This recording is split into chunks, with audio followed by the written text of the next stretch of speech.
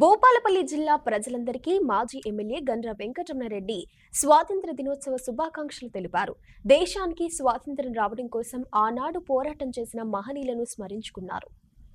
జయశంకర్ భూపాలపల్లి జిల్లా కేంద్రంలోని BRS party కార్యాలయంలో స్వాతంత్ర దినోత్సవ వేడుకలు ఘనంగా జరిగాయి. ఈ కార్యక్రమంలో ముఖ్య అతిథులుగా మాజీ ఎమ్మెల్యే గండ్ర వెంకటరమణారెడ్డి పాల్గొని బీఆర్ఎస్ పార్టీ నాయకులతో కలిసి జెండా ఎగురవేశారు. ఈ సందర్భంగా వారు మాట్లాడారు.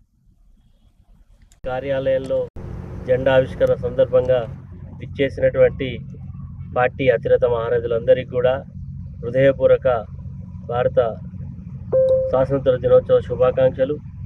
మరి ఇక్కడికి రాకుండా మన జిల్లాలో ఉండేటువంటి జిల్లా ప్రజలందరికీ శుభాకాంక్షలు తెలియజేస్తూ, భారతదేశం బ్రిటిష్ సామ్రాజ్య చేతుల్లో ఆ రోజు బందీగా ఉండేటువంటి సందర్భంలో దేశానికి స్వాతంత్రం కావాలనేటువంటి ఒక పట్టుదలతోటి మన స్వాతంత్ర సమరయోధులు ఆనాడు దేశ స్వాతంత్ర కొరకు మరి ప్రాణాలను తెగించి పోరాటం చేసి బ్రిటిష్ వాళ్ళను అహింసా మార్గం ద్వారా మహాత్మా గాంధీ గారి నాయకత్వంలో ఆనాడు ఈ దేశ స్వాతంత్రం కొరకు పోరాటం చేసి ఎట్టకేలకు 250 సంవత్సరాలు పైగా పాలించినటువంటి బ్రిటిష్ పాలకులు ఈ దేశాన్ని నుంచి వెళ్ళిపోయినటువంటి పరిస్థితిని తీసుకొస్తే 1947 ఆగస్టు 15 నాడు ఆనాడు మన దేశానికి స్వాతంత్రం సిద్ధించడం జరిగింది.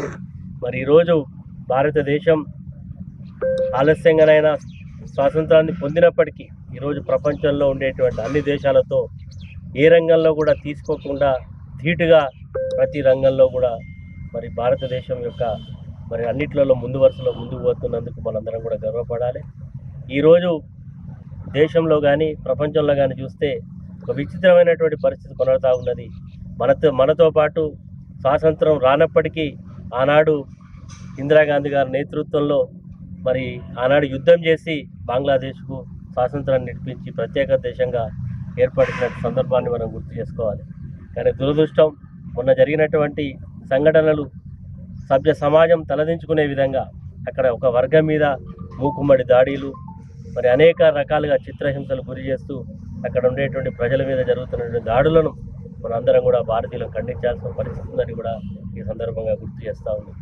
ఏది ఏమైనా ఈరోజు తెలంగాణ రాష్ట్రం కూడా అనేక పోరాటాల మధ్య, అనేక సంఘర్షణల మధ్య ఆనాటి తెలంగాణ ఉద్యమం కొరకు ప్రత్యేకంగా కార్యాచరణను ప్రకటించి శాసనసభ సభ్యత్వానికి పదవులకు రాజీనామా చేసి తెలంగాణ రాష్ట్రమే ఏకైక లక్ష్యం అనేటువంటి ఉద్దేశంతో మరి ఆనాడు కేసీఆర్ గారి నాయకత్వంలో ప్రారంభమైనటువంటి మలిదశ ఉద్యమం తీవ్ర స్థాయిలో చేరుకున్న తర్వాత ఢిల్లీ ప్రభుత్వానికి గత్యంతరం లేని పరిస్థితులలోనే తెలంగాణ రాష్ట్రం రావడం జరిగింది.